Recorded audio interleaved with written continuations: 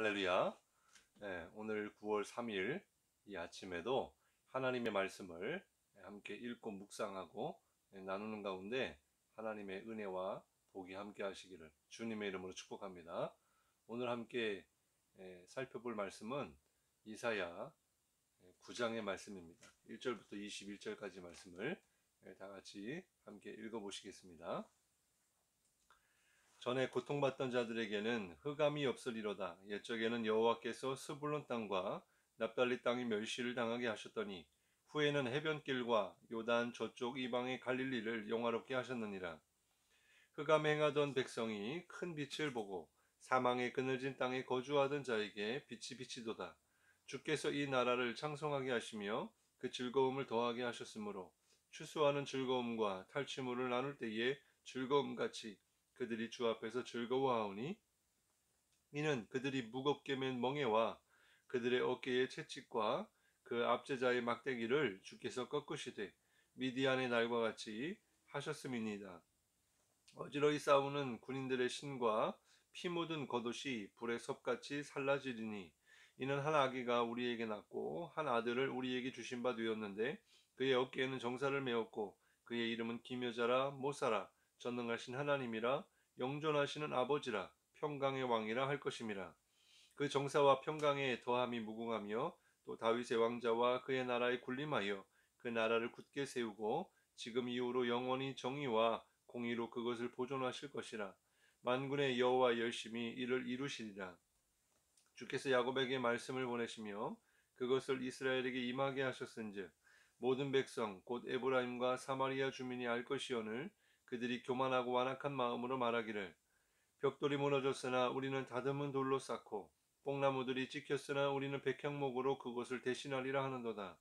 그러므로 여호와께서 르신의 대적들을 일으켜 그를 치게 하시며 그의 원수들을 격동시키리니 앞에는 아람 사람이요 뒤에는 블레셋 사람이라. 그들이 모두 입을 벌려 이스라엘 삼키리라. 그럴지라도 여호와의 진노가 돌아서지 아니하며 그의 손이 여전히 펴져 있으리라. 그리하여도 그 백성이 자기들을 치시는 이에게로 돌아오지 아니하며 만군의 여호와를 찾지 아니하도다. 그러므로 여호와께서 하루 사이에 이스라엘 중에서 머리와 꼬리와 종려나무 가지와 갈대를 끊으시리니 그 머리는 곧 장로와 존귀한 자요 그 꼬리는 곧 거짓말을 가르치는 선지자라. 백성을 인도하는 자가 그들을 미혹하니 인도를 받는 자들이 멸망을 당하는도다. 이 백성이 모두 경건하지 아니하며 악을 행하며 모든 입으로 망령되이 말하니 그러므로 주께서 그들의 장정들을 기뻐하지 아니하시며 그들의 고아와 가부를 긍휼히 여기지 아니하시리라.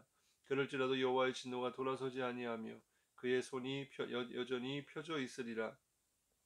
대저 악행은 불타오르는 것 같으니 곧 찔레와 가시를 삼키며 빽빽한 수풀을 살라 연기가 위로 올라가게 함과 같은 것이라.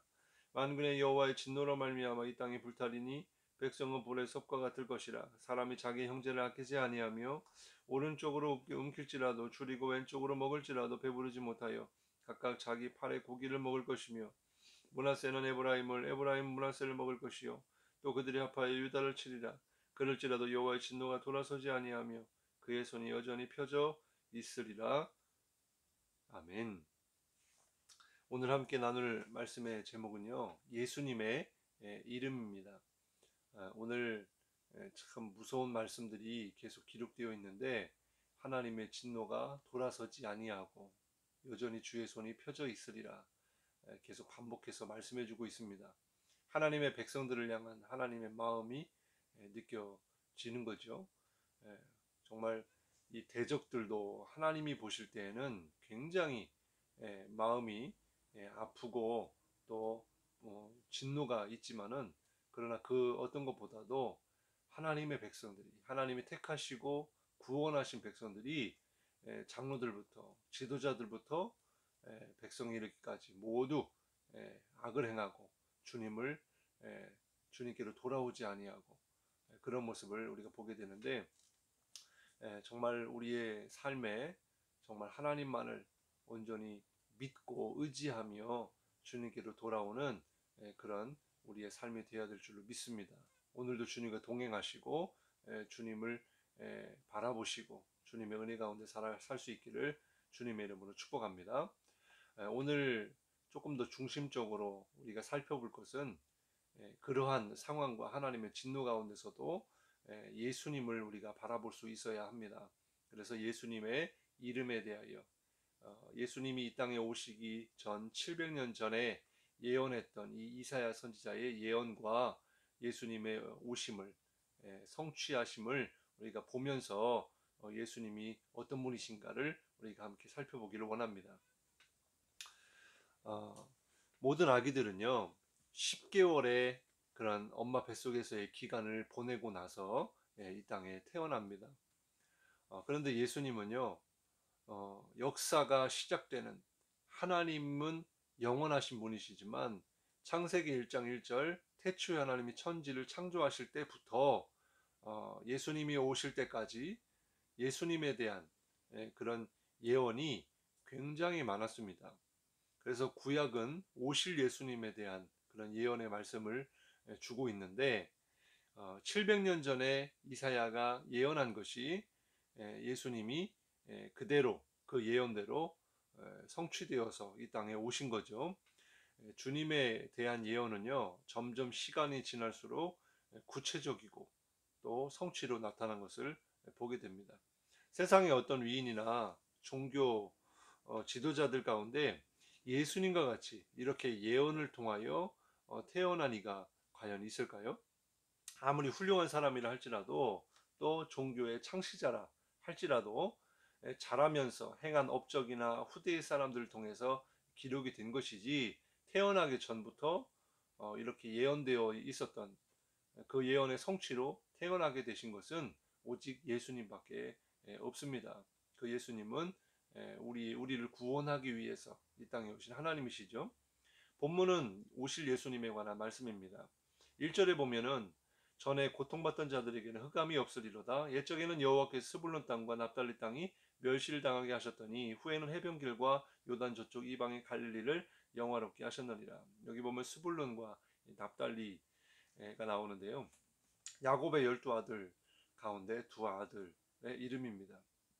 이 아들들이 이제 지도자들이 되었고 각 지파를 이루었는데 갈릴리 주변의 북쪽 지역에 정착하여서 굉장히 번성을 하게 됐어요. 그런데 그들은 하나님을 의지하지 아니하고 다른 지파들과 같이 세상의 마음을 두고 세상의 권력에 의지하며 살았던 그런 지파 지도자들입니다. 그리고 백성들이에요. 그런데 그 가운데서 한 줄기 빛과 같은 어둠 가운데 빛을 비추는 한 줄기 빛과 같은 그런 빛이 임하였다. 그 말씀이 바로 예수님에 관한 말씀입니다. 그 예언대로 이것이 어떻게 성취되었는가 보면 마태복음 4장 14절에 이는 선지자 이사야를 통하여 하신 말씀을 이루려 하심이라. 일러서되 수불론 땅과 납달리 땅과 요단강 저편 해변길과 이방의 갈릴리여 흑암에 앉은 백성이 큰 빛을 보았고 사망의 땅과 그늘에 앉은 자들에게 빛이 비추었도다 하였느니라.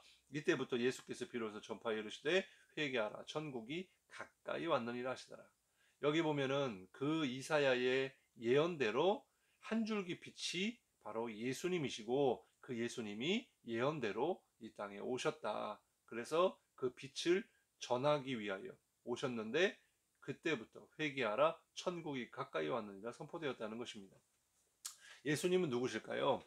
6절에 보면요. 이는 한 아기가 우리에게 낳고 한 아들을 우리에게 주신 바 되었는데 그의 어깨에는 정사를 메었고 그의 이름은 기묘자라 모사라 전능하신 하나님이라 영존하신 아버지라 평강의 왕이라 할 것임이라. 먼저 예수님은 기묘자이시다. 이렇게 말씀해 주고 있죠. 기이할 기에 묘할 묘. 영어로 하면 원더풀입니다. 정말 신기하거나 믿을 수 없을 만큼 아름답거나 놀랍다는 이야기죠. 그렇습니다. 세상에는요, 이런 원더풀한 것들이 참 많아요. 기묘한 것이 참 많습니다. 그런데 그 어떤 것보다도 기묘하신 분이 바로 예수님이시라는 거예요. 찬송가에 보면은요, 오 놀라운 구세주, 예수 내주라는 제목의 찬송이 있어요. 이것을 작사한 사람은 크로스비 여사입니다. 영어로 하면 A wonderful Savior is Jesus my Lord 이렇게 돼 있어요. 그러니까 오 놀라운 구세주 우리 예수님이 놀라우신 분이다 라는 거죠. 왜 그렇습니까? 예수님의 탄생을 보십시오. 이 세상에 존재했던 모든 사람들 중에 유일하게 동정녀를 통해서 탄생하신 분이 있습니까? 없는 거죠. 예수님밖에 없습니다. 그리고 예수님의 생애도 마찬가지예요. 성경의 예언대로 사셨고요. 그 예언이 그대로 예수님의 삶을 통해 생애를 통해 성취가 되었습니다. 한 번도 그의 삶에 죄에 굴복하거나 그런 죄를 짓는 그런 삶을 살지 않으셨어요. 완벽한 삶을 사셨어요. 아주 완벽한 거죠. 원더풀한 거죠. 또 세 번째로 예수님의 가르침과 교훈을 보십시오. 많은 사람들이 어떻게 나사렛에서 이런 사람이 나올 수 있느냐라고 할 정도로 예수님의 가르침은 굉장한 것이었어요. 정말 지식이 많고 예수님 당시에 정말 많은 학식이 있었던 사람들, 지도자들 가운데서도 놀라울 정도로 예수님의 가르침은 대단했고, 또 그러나 그것이 없는, 아무도 모르는 그런 이야기를 꺼내서 하신 게 아니라 구약의 말씀과 또 그들의 삶의 현장에 있는 모든 내용들을 통하여서 가르침을 주신 거거든요. 그래서 천국이라고 하는 것도 정말 이해할 수 없는 그런 천국 복음을 아주 쉽게 비유로 이렇게 가르쳐 주신 거죠. 그리고 예수님의 사역을 보십시오. 세상에서도 포기한 그런 많은 그런 병자들이 많이 있잖아요. 그래서 불치의 병자들에게 완벽한 치유를 주셨고, 또 생물학적으로도 이해할 수 없는, 어떻게 죽은 사람이 살아날 수가 있습니까? 오직 하나님밖에 하실 수 없는 일을 예수님이 사역을 통해 치유 사역을 하신 거죠. 귀신이 떠나가고 죽은 자가 살아난 거죠. 또 예수님의 죽으심은 어떻습니까? 아니, 죄가 없는 분이 모든 인류를 위하여, 우리의 죄를 위하여 죽으신다는 것, 이것은 성경의 예언대로 그런 거지만 어떻게 죄가 없으신 분이 이렇게 죽음을 당할 수가 있었겠습니까? 그리고 십자가에 달렸을 때도 병사들이 예전대로 십자가에 달린 사람들은 완전히 숨이 끊어졌는지 안 끊어졌는지 확인하고 확실하게 죽이기 위해서 뼈를 꺾습니다. 근데 성경의 예언대로 예수님은 뼈를 꺾지 않으셨어요. 그러니까 예수님의 죽으심도 정말 그런 위대한 그런 죽음이셨던 거죠. 그리고 여섯 번째는, 더 놀라운 것은 그렇게 죽으셨던 분이 사흘 만에 부활하셨다는 거고요. 또 부활하셔서 40일 동안 이 땅에서 많은 사람들에게 보이시고 또 약속하시고 내가 다시 오리라, 그리고 승천을 하셨어요. 성경에 보면 승천한 사람들이 나오죠. 에녹이나 엘리야 같이 살아있는 채로 이렇게 올라가지 않습니까? 그런데 예수님은 죽었다가 살아나셔서 하늘로 올라가셨다. 그리고 그것을 많은 사람들이 보았다는 거죠. 그리고 다시 오시겠다. 죽었다가 승천했다가, 그러니까 부활했다가 승천했다가 다시 오신다. 이 예수님 자체가요, 놀라울 뿐입니다. 우리 사람의 지식으로, 생각으로 이해할 수 없는 분이에요. 이 모든 것의 핵심은 한 가지입니다. 우리를 향한 그 예수님의 놀라운 희생과 사랑, 은혜를 우리가 생각해 볼 수가 있다는 거죠. 그럼 또 예수님은 어떤 분이십니까? 모사이시다, 그렇게 말씀해 주고 있어요. 모사를 국어사전에 보면 꾀를 써서 일이 잘 이루어지게 하는 사람, 남을 도와 꾀를 내는 사람, 이렇게 정의하고 있거든요. 또 영어 성경에는 보면은 이 모사를 카운셀러라고 돼 있어요. 상담자입니다. 그렇습니다. 예수님은요, 우리의 사정을 다 알고 계시다는 거예요. 하나님이 이스라엘 백성들의 고통을 다 보고 알고 계셨던 것처럼 예수님은 지금 이 시간에도 우리의 상한 마음을 아시고요, 우리의 고통을 주님은 알고 계시다는 거예요. 그리고 그 아픔을 주님께서 안아주시고 또 들어주시고 또 만져주시고 회복시켜 주시기를 원하십니다. 오늘 그 주님 앞에 상담을 받으십시오. 그러면 주님께서 좋은 길로 또 해결할 수 있도록 도와주실 줄 믿습니다. 또한 예수님은 전능하신 하나님이라, 영존하신 하나님이라, 이렇게 말씀해 주고 있습니다. 요한복음 10장 30절에도 보면은 나와 아버지는 하나이다. 예수님도 당신이 하나님과 하나다. 그리고 요한복음에도, 그래서 사도 요한도, 그리고 도마도, 또 여러 많은 사람들이 증언하기를 예수님은 하나님이시다, 하나님의 아들이시다, 이렇게 하나님의 신성에 대해서 이야기한 것을 보게 됩니다. 특히 도마는 그 예수님이 부활하시고 나서 그 이제 구멍난 손과 옆구리를 만져보잖아요. 그리고 나서 이렇게 나의 주님이시여, 나의 하나님이시라, 이렇게 선언했습니다. 또 디도서 2장 13절에 보면 우리에게 우리의 하나님이신 구세주, 그러니까 우리의 하나님이시다는 거죠. 예수 그리스도의 오심을 기다리라 이렇게 격려하고 있습니다. 또 히브리서 1장 8절에도 보면은 아들에 관하여는 하나님이여 주의 보좌가 영영하며 주의 나라의 규는 공평한 규이니이다. 하나님 아버지께서 예수님을 하나님이여 라고 부르시며 예수님이 하나님이시라는 것을 나타내보고 보이고 있는 것이죠. 그리고 요한계시록에도 보면은 사도 요한에게 오직 하나님만을 경배하라. 예수님을 경배하라는 이야기입니다. 그렇습니다. 우리 주님은요, 전능하신 하나님이세요. 태초부터 창조자이시고요. 예수님도 지금도 살아계신 영원한 하나님 아버지이십니다. 삼위일체 하나님이십니다. 이것을 우리의 생각으로 이해할 수 없지만 그러나 성경은 말합니다. 예수님은 하나님 아버지시다. 하나님이시다라는 거예요.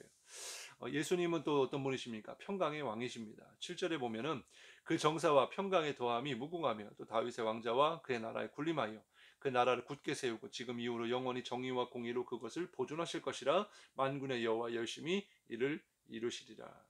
그리고 이사야 53장 5절을 보면 그가 찔림은 우리의 허물 때문이요 그가 상함은 우리의 죄악 때문이라 그가 징계를 받음으로 우리는 평화를 누리고 그가 채찍에 맞음으로 우리는 나음을 받았도다. 우리 주님은 평강의 왕이시고 치료의 하나님이십니다. 예수님의 탄생에 대해서 누가 또 이렇게 말하잖아요. 하나님께 영광이요 땅에서는 하나님이 기뻐하신 자들 중에 평화로다. 또 주님이 부활하시고 나서 물론 예수님이 십자가를 지시기 전에도 제자들에게 근심하지 말라. 너희가 거할 거처를 내가 예비하러 가노라. 나를 하나님을 믿으니 또 나를 믿으라. 그렇게 평안을 이야기하셨고 또 세상에 줄 수 없는 평안을 내가 너희에게 주겠노라. 부활하신 후에도 두려움에 떨고 문을 잠그고 있었던 그런 제자들에게 찾아가셔서 평안하는요, 평안하는요, 평강을 이야기하셨어요. 우리 주님은요, 평강의 하나님이십니다. 우리가 두렵고 떨리고 세상의 염려와 근심 가운데 살아가지만은 그 이유는요, 문제 때문도 있지만 주님이 우리 가운데 계시지 아니하면 우리의 삶이 그럴 수밖에 없어요. 오늘 평강의 주님이 여러분 안에 여러분과 함께 하셔서 정말 평안을 누리시기를 주님의 이름으로 축복합니다. 그렇습니다. 오늘 예수님이 어떤 분이신가? 오늘 하루 동안 말씀을 기억하시면서 묵상하시면서 그 주님, 정말 그 주님을 우리가 바라보고 그 주님이 바로 다른 사람의 주님이 아니라 나의 주님이 되어 주셔야 합니다. 되셔야 합니다. 예수님의 이름 기묘자이시고 모사이시고 전능하신 하나님이시고 영존하시는 아버지시고 평강의 왕이시라. 정말 주님이 여러분의 주님으로 삶의 주인으로 모시고 고백하며 오늘도 주님과 동행하는 믿음의 삶이 되시기를 주님의 이름으로 축복합니다. 기도하겠습니다. 하나님 감사합니다. 예수님이 정말 우리의 지식으로 생각으로는 이해할 수 없지만 우리 주님이 영원하신 하나님, 정말 말씀대로 기묘하신 하나님, 또 우리의 상처와 아픔을 다 알고 계시고 또 안아주시는 하나님, 영원하신 하나님, 정말 우리를 사랑하시고 은혜를 베푸시고 평강을 허락하시는 그 하나님이신 줄 믿습니다. 오늘도 그 주님만 바라보게 하시고 정말 우리가 세상을 살이하면서 얼마나 두려운 일이 많고 또 근심 걱정할 일이 얼마나 많은지 모릅니다. 하나님, 문제를 바라보지 아니하고 문제보다 크신 하나님을 바라보게 하시고 정말 주님께 기도하고 예수님만을 의지할 때에 주님께서 정말 평강을 주실 줄 믿사오니 하나님 오늘의 삶이 평안한 하루가 되게 하시고 우리 성도들의 삶을 주장하시고 주님께서 지켜 보호해 주시고 하나님께서 형통케 하시는 오늘 하루가 되게 도와주시옵소서. 정말 주님만을 의지합니다. 주님만을 바라봅니다. 만나는 모든 사람들, 하는 모든 일들, 또 지금 코로나로 인해서 아버지 하나님 힘들고 어려운 상황을 보내고 있지만은 하나님 함께하여 주시옵소서. 예수님의 이름으로 간절히 기도드리옵나이다. 아멘.